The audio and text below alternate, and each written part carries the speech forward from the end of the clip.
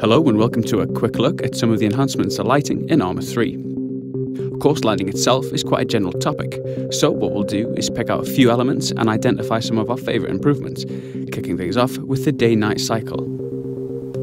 Now, this alone isn't a new feature for the Arma series, but it is worth mentioning that the progression of time can completely change the complexion of a scenario, and definitely, it's a big part of the sandbox potential of our games. Something that is new, however, is the enhanced richness of the nighttime scenes.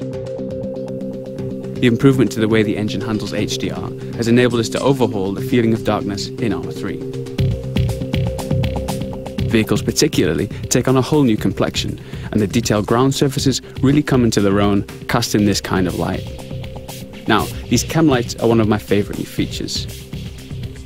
They offer a splash of colour to the night, illuminating and tinting the objects around them, as you can see on the barrel of this weapon as I move around using the new tactical pace, alluded to in an animations feature a few weeks back. So, if we take a look at the same scene, but now from a little further away, we can really begin to see the differences that the number of lights in a scene can make. The flashing lights there are from a chopper, and the sweeping beam is its searchlight.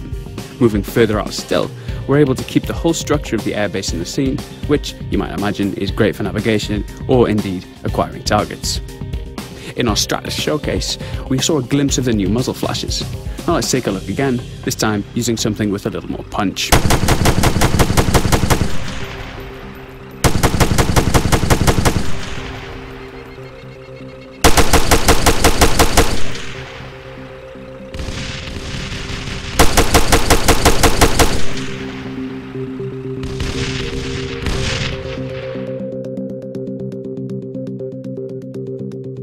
So, moving on. Yes, for those paying attention, we're not underwater quite yet, but what you're seeing here is a peek at some of the content we've prepared for the presentations at this year's E3. If we hop across to our Elite Tier 1 operator, we'll jump into our diving showcase. This section demonstrates a number of new features, but of course here we're most interested in the lighting. Looking past the fish and through the surface, we can see the clouds and the underwater shading effects on the surface of rocks, seabed, etc. Things like these subtle particle effects zipping past and the seafloor clutter also really add to the overall impression of being underwater.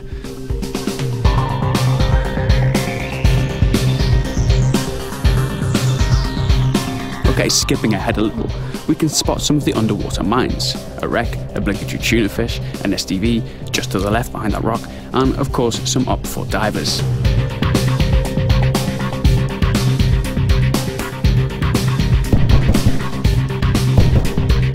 So that just about wraps up what we've got time to show for you now. As always, thanks for joining us, and if you'd like to see us at E3, we'll have much more information about that posted next week. Bye for now.